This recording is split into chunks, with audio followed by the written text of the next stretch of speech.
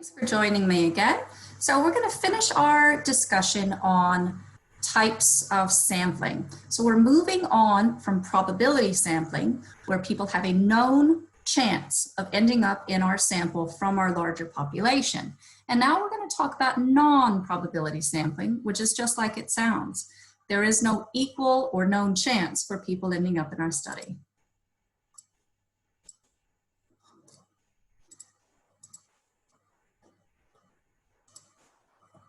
Okay, so non-probability sampling is when samples are gathered that does not give people an equal chance of being selected. Now, this is much easier to use than probability sampling methods, and there's not quite as much science that goes into these techniques. Now, it can be used when a number of elements in a population is either unknown or not specific. Now, what does that mean? Well, let's say I'm trying to do a study of how many active burglars there are in Brisbane.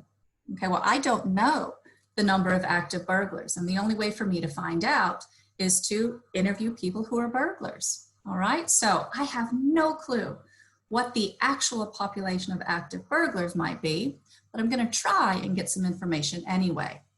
And we've got 4 types of non-probability sampling designs we're going to talk about today. Now, the first is called convenience sampling, and honestly, this is the easiest way we can collect information. You yourself might have been part of a convenience sample if you've ever run into someone standing in a shopping mall or outside a grocery store and they say, "Can I ask you a couple of questions?" If you filled out a survey like in this picture, just based on where you were, then you probably ended up in a convenience sample. Now, just like it sounds, it relies on selecting members of the study population who are the easiest to get in touch with or who are the easiest to contact. Now, if you're doing a study just of general opinions, you might just ask your friends, the people closest to you, your family members, and that would be a convenience sample. At universities, a lot of times, instructors, if they're wanting to get information from larger groups of people, might use first-year students in their research studies.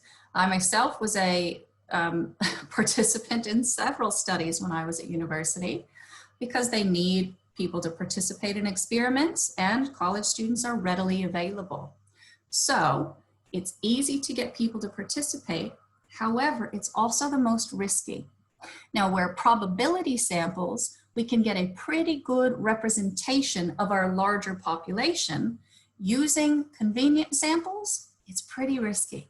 We're not going to likely get a very representative sample of the entire population. But for some studies, that's not as important as it is for others. The risk of bias definitely comes into play, especially if you're sampling people you know. And if you might be missing out on people in the population, especially people who don't live in the same vicinity or who don't frequent the Unibar, if that's where you're collecting your data. Another type of non-probability sampling method is called quota sampling. Now, a quota means I'm setting a limit that I want to see filled over time. Now, this is used when we want to kind of use convenient sampling, but we're trying to overcome the most obvious flaw. That's just going to consist of whoever or whatever is available. Convenient samples a lot of times can end up looking very homogeneous, and quota sampling can help us diffuse that problem. Now, the distinguishing feature of a quota sample is that quotas are set based on an independent variable or characteristic that is of interest in your study.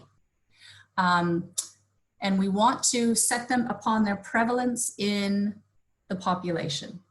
So let's say you are a marketer and you're wanting to look at a new marketing campaign and will it appeal to both men and women?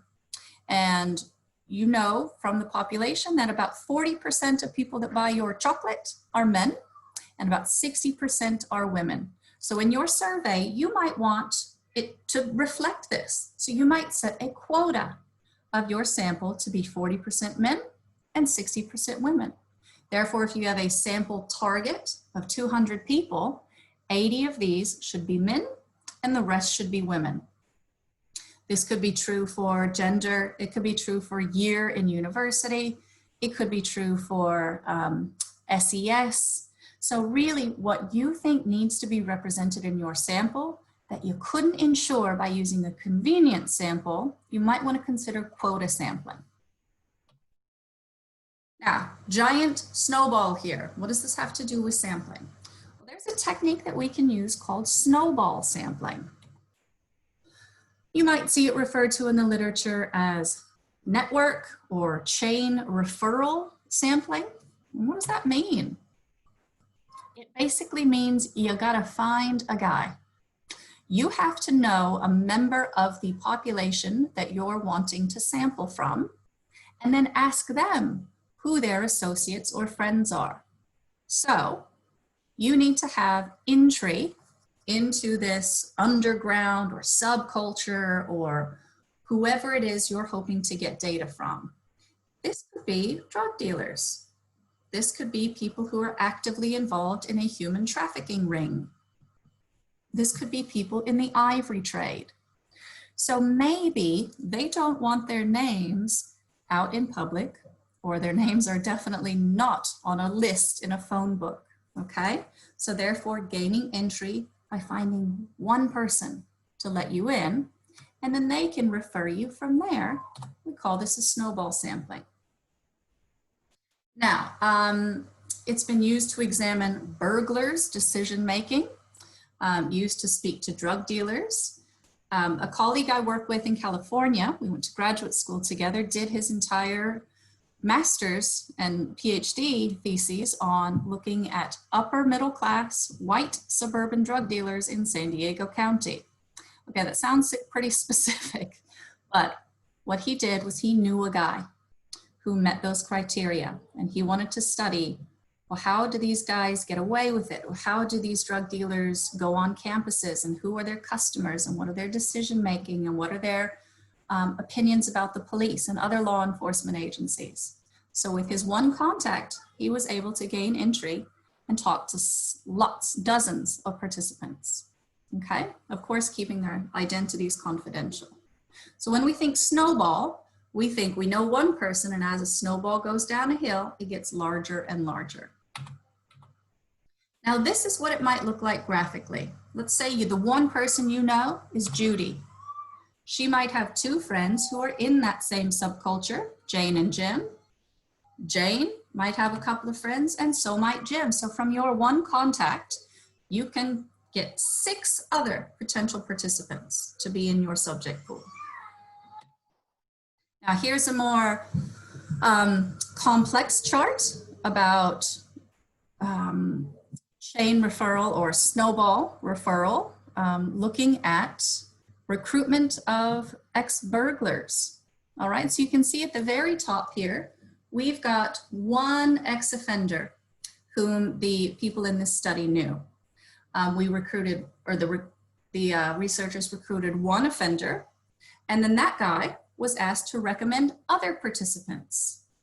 Each offender was paid $25 just for answering some questions in the study. Their identities were kept confidential, and this researcher ended up with 105 participants and active burglars. Now, this wouldn't have been possible in any other way. You can't ask the police, hey, can you refer me to some active burglars that are out there? How else are you going to find members of a hidden subculture or a deviant subculture? And in criminology, a lot of times, this is how we have to gain entry. And that can't be through a probability sample. This is where we rely on non-probability samples. Now, when we consider sample quality, we have to consider this. We have to think about generalizability. Can findings from this sample be generalized to the entire population of interest?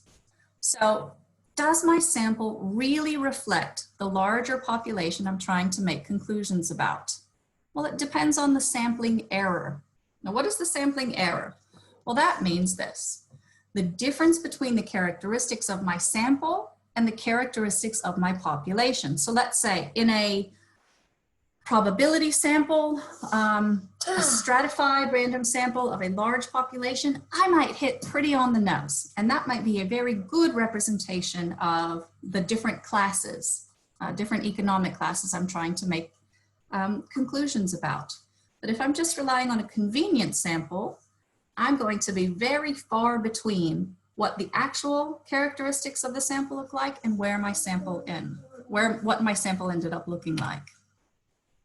Now we can evaluate sample quality like this.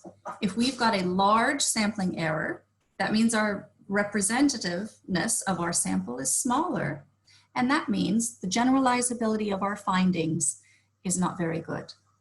So we want to reduce sampling error, increase representativeness, and that means our study conclusions can be generalized to larger populations, and that's the goal of research, making conclusions about larger groups of people. Now, here is an advantage and disadvantage chart for these types of non-probability designs. So you can take some time to have a look at these and compare them. And again, compare them with the probability methods as well. Now, one final point. In criminology, a great deal of research has no need for sampling. Why?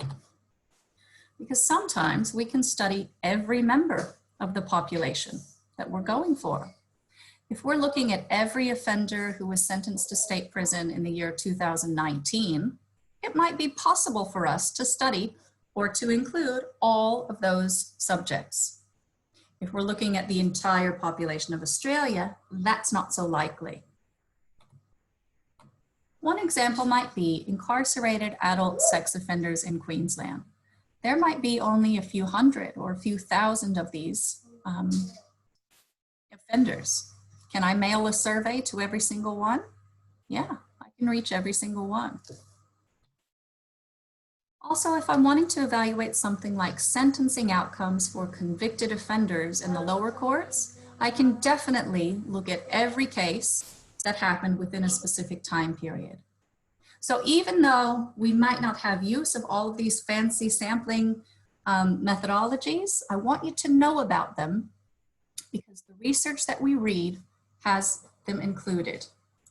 I want you to know how researchers get their data, from whom they get data, and the science that goes behind that.